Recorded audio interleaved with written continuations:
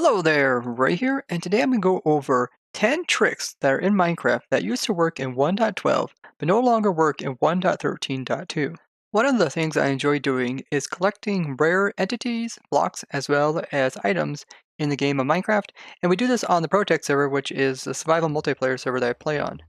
Now, to be able to do this, we have to first understand what actually changes in the game before we can be able to collect something that is going to be rare in a future version or even discontinued altogether. So I put together a list of things that do change between versions 1.12 and 1.13. The goal being that we'll go ahead and collect these things on the survival server before upgrading to 1.13. So all these tricks worked in version 1.12.0, and then throughout the upcoming versions, they slowly removed them. So the first one here is the glitch that Lynn as well as Kika discovered while testing out beds underneath of end portals. And what would happen is that when they wake up in the bed, they would be placed directly inside of the end portal, and this would confuse the game and cause the game to crash. This was a pretty nasty bug, and I even did a video about it asking for the developers to fix this.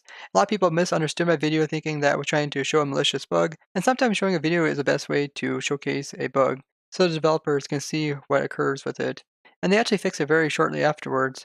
I've since reported some other similar bugs to this, but none of them have been fixed yet. So this glitch here only works in versions 1.12.1. This trick also allows you to be able to teleport yourself out pretty far out in the end dimension, as well as go through the bedrock and be placed on top of the bedrock ceiling in the nether dimension. But I did do a separate video all about that, which I'll link down in the description if you're curious. So now in future versions, such as version 1.13.2, if you would hop into a bed and you would sleep away the night, when you wake up, you're directly placed into the end dimension. It doesn't completely crash your game like it used to. The next one on our list is the item duping to do with stacked items.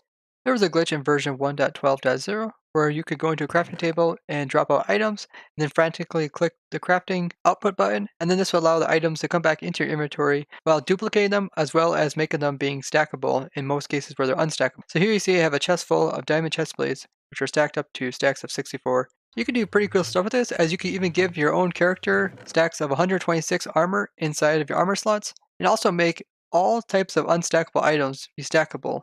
And stuff like music discs, when they get unstackable stacks of them, allow you to be able to dupe them when putting them into a jukebox. By having these unstackable, stackable items inside of a chest, you can actually get a comparator with a single strength of over 800 in survival. But all this was removed in the next version, so this is the only version which you can do this. And I did a separate video about the signal strength, as well as a couple of videos showing how you can put these armors on your players, as well as mobs like zombies, and having them being pretty much invulnerable. But in future versions, if you have already acquired these type of items, then you can still use them. Next one is a trick where you could keep a shulker box open even if you're not inside of it with the player.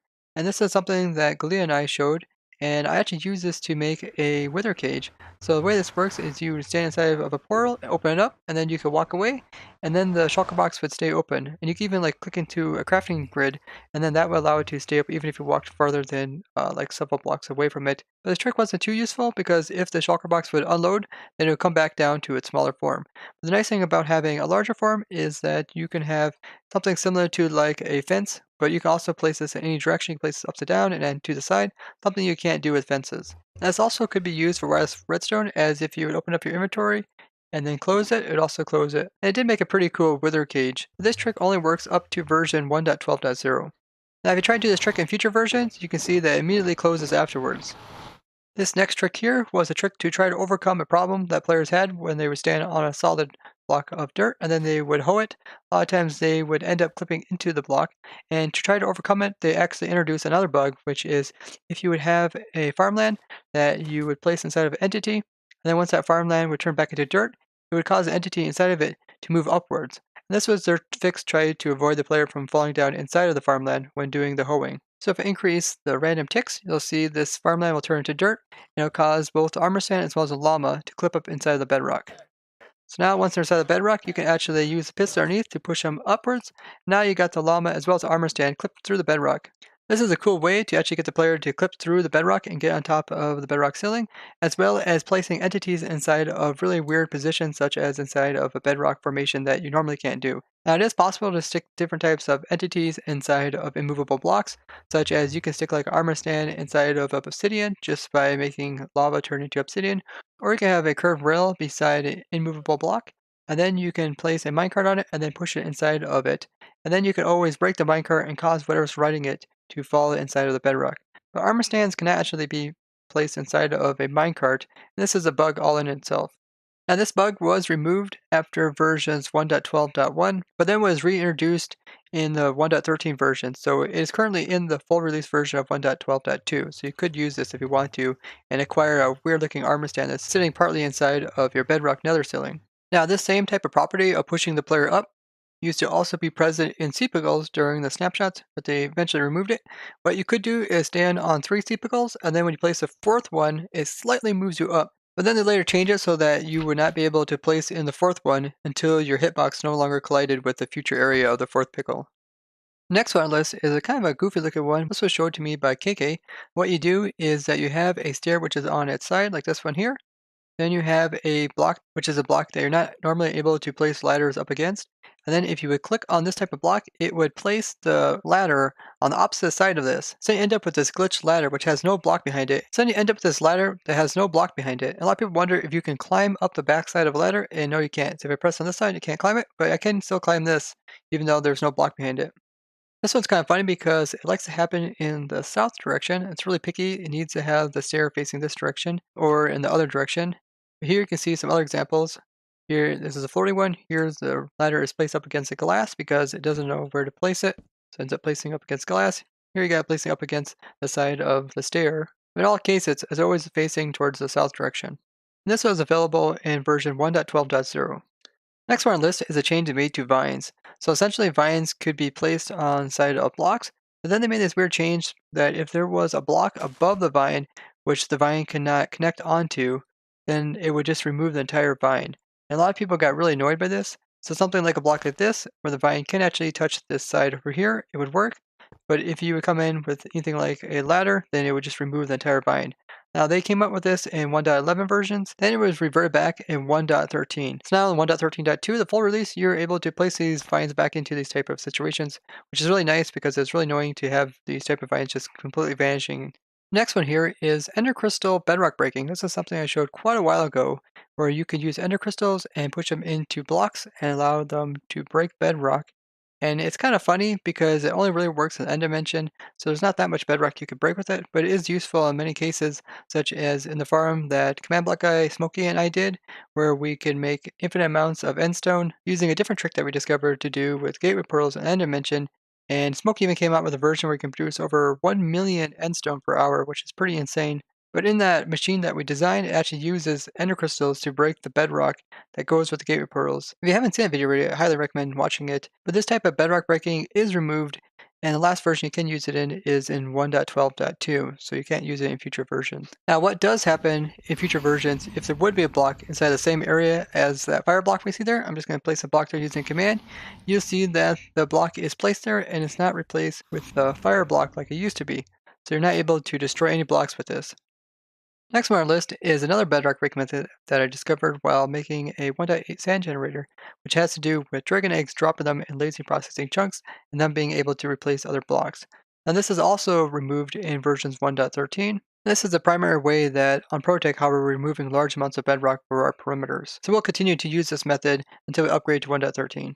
Next up is a different type of bedrock breaking method with headless pistons. I showed this quite a while ago with different variations of being able to break the head of the piston, as well as Myron Uri also showed some pretty cool methods of removing the head to break bedrock, and also using this to be able to rotate it into different directions. But this has changed in versions 1.13, but it's still possible to break bedrock using different variations of this method. But the old methods have changed a little bit, and I can show you a little example of this. Here we got is a sticky piston, and then in front of it we got a piece of bedrock as well as a piece of glass. Now in version 1.12, if we were to remove this redstone block here, you can see it actually pulls the block that was in front of it over here and replaces the bedrock. Now we're in versions 1.13 and we got the same kind of setup. What will happen here is when we remove the redstone block here, you can see that the head of the piston retracts, but it doesn't bring this block into this location. Now if this block was gone, then it would actually remove this bedrock, which is kind of strange. Now you're curious about some methods of breaking bedrock that are still possible in 1.13.2. I'll put some links down to description of example as well as Myron Aereo, as well as some old methods that still exist throughout the versions. Next cool trick that can no longer be done in versions 1.13 is this one here. In this one here you have different types of blocks which normally need a supporting block connected to a stair that is on side. The way you do this is by taking a stair and hooking it up to another one where it turns sideways, and then coming in and placing down the blocks that you want to connect to it. So I can even come in, use something like a redstone torch, and then that will hook onto it. Then you can go ahead and remove this. This will cause the block to be connected to the side like this. And KK showed me this method. The cool thing about this, if you would update this torch, it's no longer in a proper state and therefore it would pop off. And you can use this to make budded redstone dust that's turned on. So once it's updated, it will pop off. And we actually use this to test one of Theoseb's redstone changes. So he was trying to make redstone not so laggy. So he made some tweaks to the redstone code and he wanted to test some situations where he thought it could break, and we actually used this technique here to test it, and he found it actually be extremely stable, so hopefully we'll see his variation of the redstone changes in future versions of 1.14. Now, if you're curious about any of these methods that I showed here, I'll put links down to videos that go into more depth about how these things work and cool things you can do with these different types of tricks. As well, I will also be putting out a second part of this video, part 2, and maybe even part 3, because I got quite a few other things I would like to show you guys. And if there's something that you notice that is different in 1.13 than it is in 1.12, please tell me down in the comments. I'll try to add it into the next parts of this video. I'm excited to add these type of rares onto the Project server to go with all the other rares we collected since versions 1.7, as well as look forward to the second part of this video, where we'll cover more changes between versions 1.12 and 1.13. I'd like to thank you guys for watching, and if you found this video interesting, give it a like as well as share it with others. If you'd like to see more technical survival Minecraft videos like this, be sure to go ahead and subscribe and hit that bell button to get notifications. And if you think there's something I missed, tell me down in the comments. Bye bye!